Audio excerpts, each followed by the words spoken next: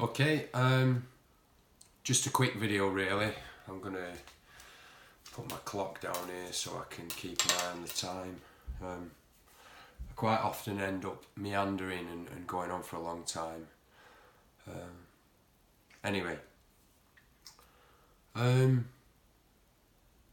haven't made any videos for must be a couple of weeks now for my channel, and I've been working hard. I have my own business as a PT, but also trying to do motivational speaking, recovery speaking, speaking about my experiences. That's what this video is about. It's part of that stuff.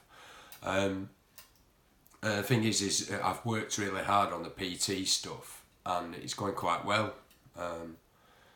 But the thing is that's kind of, and I've had a couple of things slowing me down with the motivational speaking a little bit. You know, I've had to go through various bits, prison vetting and various bureaucracy stuff with different organisations, and because I've been so busy with the PT stuff, you know, I get up in the morning, I get up and I come home, I get up at 5 and then I'll do my first PT at 6:15, and then usually another one at about 7:30 or 8 o'clock, and then another one about 9, and then and sometimes 10. Anyway, I'll work in the morning, I'll have a gap, and then I'll start work again at tea time, and then I'll finish work at like 8, 9, 10, whatever it is that night. It's different each week and different each day really. Anyway, by the by, I come home in the middle of the day, as it is now. I've been in and I've done my morning's work and my own workout, and I come home in the middle of the day and I feel tired. Working hard makes you feel tired. Simple really, but I feel tired, and it's quite easy for me to say, oh, I'm knackered, I deserve a rest. I need a bit of me time, I need a bit of downtime, whatever it is. And so I've kind of been doing that a little bit. I've not really been focusing as much on the motivational speaking, recovery speaking, sharing my experience, whatever it is. I've not really been giving that as much attention. And I've been training this morning. You know, I finished PTing this morning and I had a cancellation. I've been training this morning, and one of the things I do when I train is sometimes I listen to music. I have a playlist like a lot of people. Sometimes I listen to music, but sometimes I also put my headphones on and listen to YouTube videos, motivational videos. I listen to them videos more for cardio, more for when I'm doing hard-ass sweaty conditioning stuff, because lifting I don't find it that sometimes you don't want to do it, but I don't find it as difficult to motivate myself to do that, to find the discipline to do that. Whereas cardiovascular or conditioning stuff that gets my heart and my breathing pounding and that, I sometimes need a little bit of help with that. So I've been listening to motivational videos off YouTube. And one of these videos, there's a few ones that I like, but one of them is a chap called Joe Rogan. If you're familiar with Joe Rogan, cool. If you're not, he's a comedian. He is a commentator for the UFC. Used to be quite a decent level kickboxer, I believe. Successful stand-up comedian. Has his own podcast, and I listen to his podcast a lot of the time. And a lot of these excerpts in this motivational video were taken from conversations he had in his podcasts, and I was listening to that, and that got me thinking about aspirations. You know, he was talking about that kind of stuff. Who do you want to be? In particular, he was talking about be the hero in your own movie. And there was some really good stuff in there, and it resonated quite well with me, and it kind of got me thinking, well, there isn't anybody else going to make your fucking videos. If you want to achieve anything, it's going to require hard work, rather than sitting there watching American Pickers on fucking Dave in the middle of the day because you deserve a rest. So anyway, So I want to talk about aspirations and goals and hopes a little bit. I know I've gone on quite a bit already, but I want to talk about that briefly. And one of the things I was doing in between these hard ass sets I was doing this morning of conditioning stuff and training was I started thinking about trying to build a picture of who it is I would like to be. You know, I feel like, even though I'm 42, I feel like an unfinished product, and I feel like, I don't know whether we're ever actually finished, but still, I feel like I'm not quite where I want to be yet. Still hungry to be better. So I started thinking about, well, alright, if you want to be better, who and what do you want to be? And I was thinking about this. I mean, in my head I have this picture. I want to be a polite. Manners, I think, are important.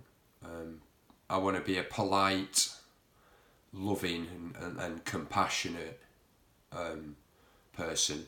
I want to be governing myself. I don't want to be dictated to. I don't want to be working for another person. I want to be doing what's important to me. I don't want to be chasing your targets. I want to have my own targets and I want to work on those. You know, I don't want to work for somebody that will replace me in 30 seconds.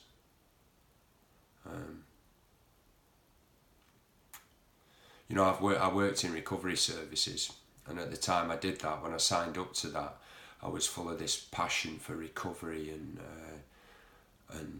helping people and, you know, all that kind of stuff. And after 5 or 6 years, I felt a little bit like it got smashed out of me, because my goals, targets, desires, wants and principles were different to the principles, targets and goals of the organisation I worked for. So it wasn't in keeping with my principles, I suppose. And I became disillusioned. So I want to set my own principles, and I want to be self-governing, is what I'm saying in a long way. I want to be well educated. You know, I want to learn stuff. I want to be able to speak with authority. I want to be intelligent. I like academic stuff. I know not everybody does, but I like some of that stuff, as you've seen by the theories videos I do. But also, as well as being polite, loving, compassionate, I want to be a fucking savage. I want to be physically above the norm. I want to be able to put myself through discomfort that would make other people leave and quit and weep. I want to be strong. I want to be fit.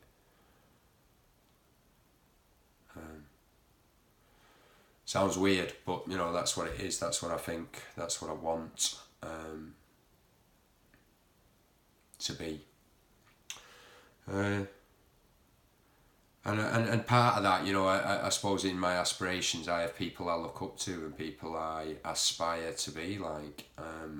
Joe Rogan's one of them. One of the reasons I like Joe Rogan is he got himself into a place, from what I can see, obviously I don't know the chap personally, but from what I can see and from listening to him speak and from watching a lot of his podcasts or listening to him in the car, and he worked hard, he had troubles in his life, you know, and he worked hard to earn enough money to do what he wants to do. You know, the guy sits there, he talks to people he's interested in. I mean, he sits there fucking smoking weed and just talking shit with people sometimes, and also sometimes with really intelligent people, you know, academics. Talks about neuroscience one week, and then the next week him and his mate are sat there smoking dope and having a laugh and taking the piss out of each other and all sorts of stuff. But he does what he wants to do. You know, he worked hard and he got to a place where he was like, fuck you, I've got enough money, I'll do what I want to do. happy days. And that's kind of one of the things I aspire to. You know, he doesn't have to be polite. Well, no. Yeah, he doesn't have to be fake, not polite. Polite's the wrong word. He doesn't have to be fake to keep his job, because he's like, well, fuck you, I've got enough money, man. I can say what I want, do what I want. You know, within the bounds of the law, obviously. So I look up to Joe Rogan. I look up to Arnold Schwarzenegger. I look up to Arnold Schwarzenegger because I know he's not. You know, some people are not so keen on the chap, but he came to this country. He could barely speak English. He had a lot of obstacles to overcome to get where he is and where he went. You know, he was working his ass off in construction, working his ass off in the gym, taking acting lessons, all the rest of it. If you ever, you know, look into what Arnie did to get where he is, the guy was a fucking grafter. The guy worked hard, and the odds were stacked against him. He overcame a great deal, you know, and he became a governor, you know, an Austrian immigrant bodybuilder became a governor of a massive state in America. I also look up to a chap called Marcus Aurelius, who is, he was a Roman emperor, and he was an academic soldier. He was a philosopher, but he also fought. You know, he was allegedly he didn't sit in Rome and tell his armies to go to this place and that place. He went and he was camped out in the camps at the scenes of battle, you know. But he was also a philosopher, and he also put a lot of stock in bettering yourself mentally, bettering yourself physically, bettering yourself philosophically. He was a stoic. You know, part of the stoicism movement, I guess is the way you would put it. And he wrote a lot of awesome stuff. He wrote some books that are called meditations. And the reason I got onto Marcus Aurelius was my biological dad told me a saying that was attributed to him that said, and I really liked it at the time. I was in rehab, and I really liked it at the time, and it said, nothing ever happens to a man or to a person. Nothing ever happens to a man that he was not predestined and is unable to bear. So basically, if it's happening to you, then you can deal with it, you know, and I like that. That's a very kind of shorthand version, I guess, but... I also look up, you know, so some of the other people I look up to, The Rock, for example. I mean, that guy gets up at 4 o'clock in the morning and works out twice before most other people are out of bed. I admire hard work. A chap called Peter Sheaf, I admire his compassion, his academic kind of prowess, and his thirst for knowledge. You know, I sometimes speak to him, not very often, but I sometimes speak to him via messages, and it just astounds me how he knows so much, really. But also he appears to be, obviously, you know, I don't know nobody knows anybody intimately, I don't think. But he appears to be doing what he wants to do, or working towards that, which is helping people and learning and bettering himself. Also a little bit controversial, I admire Lance Armstrong. He was very focused on what he wanted. As everybody knows, he was prepared to do a lot of stuff to get there, to win, but he also overcame, you know, people can piss all over Lance Armstrong and say, oh, he cheated at such and such a sport. And in all honesty, my opinion is he cheated in a sport everybody was fucking cheating in. But the guy, you know, people can forget that the guy had one of his testicles removed, had part of his brain removed. He had cancer, you know, and he overcame that. And anybody who overcame that cancer, they would be forgiven for sitting back and just doing nothing. Do you know what I mean? But he overcame those great odds, that life-threatening illness. He beat that, and he and then went back into the sport and won again. So blood transfusions and steroids and all the rest of it aside, that takes fucking, and it's not a pun, but that takes nuts. That takes courage. That takes determination and focus. I admire that. Yeah. So one of the recurring themes, and I guess, how am I going to get there? How am I going to get to be this polite, well-educated, loving savage? Well, hard work. Working hard and hard work, trying to better myself mentally, trying to better myself educationally. You know, hard-ass work. I have this, when I was training this morning, I was training and I was doing cardio type conditioning stuff, which I don't like doing, you know. And when it gets hard, and Joe Rogan talked about this, you know, I think you need to suffer. You need to face adversity. You need to, you know, have your back to the wall and face adversity to learn about who you really are. And I had a taste of that this morning. You know, if you're open to it, if I'm open to it, I got a taste of it this morning because, you know, I was doing these pushes. I was basically pushing a weighted crash mat up and down the gym, and my training program says push the prowler. I was improvising. I didn't have a prowler, but it said push the prowler 10 times. So I push it up the gym and I'd push it back the other end of the gym, the sports hall, and that was 1 rep. And I had 10 to do. And I get to 4 and it's hurting. My legs are burning, my hips feel tight, I'm out of breath. You know, on the way there it wasn't so bad, but on the way back my quads start burning. It's not nice, it's not pleasant, you know, doesn't feel cool.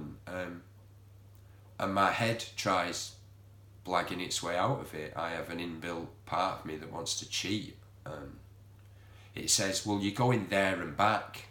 That's 2, that's not 1, Roland. You can stop when you've done that 5 times, because really you've gone 10 lots of 15 or 20 metres. And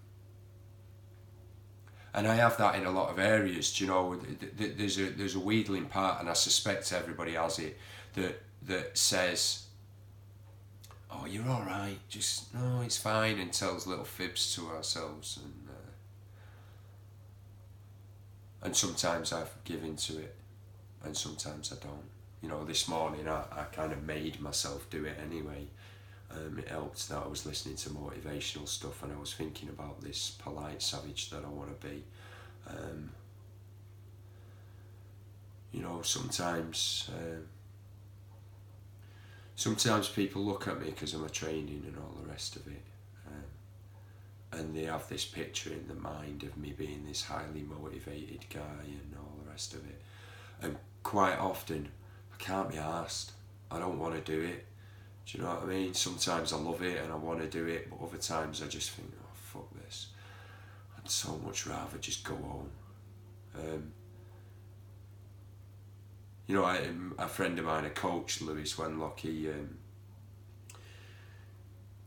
once did a video about sometimes it isn't motivation, sometimes it's self-discipline. The self-discipline to kind of say to the cheat, fuck you, I'm doing 10 reps rather than 5. Anyway, a lot longer than it was supposed to be, normal, I talk too much. The rest of my day, you know, it's now 1 o'clock in the afternoon. I started work at 6. I finished work at 9. I trained for 2 hours. I've come home. I've made a video. Well, I will have in a minute. I'm going to load all my kettlebells and my shit into my car. I'm going to go back and do a PT at 5, then I'm going to do an outdoor boot camp at 6:45, then I'm going to go and do a PT at 8, I'll finish work at 9 o'clock at night, I'll come home, and it's tough, but it's adversity. One of the things I wrote before, I sometimes write stuff, I get these grandiose ideas that I'm going to come up with a cool saying that will live forever in vocabulary and stuff, and it won't, it's bullshit. But one of the things that I wrote is I suppose I'm stealing stuff from Joe Rogan to a degree, but self-respect costs suffering. If I cheat, if I let myself off with 5 reps when I should have done 10, I feel like shit. If I do 10 when I wanted to stop at 5, I respect myself a lot more. And I feel like after today, as long as I get through it, after today I'll respect myself more. And then I'll go to bed, I'll sleep well, I'll get up and I'll do it again. Anyway, thanks very much. Hope I didn't meander too much, and I'll see you again soon. Bye.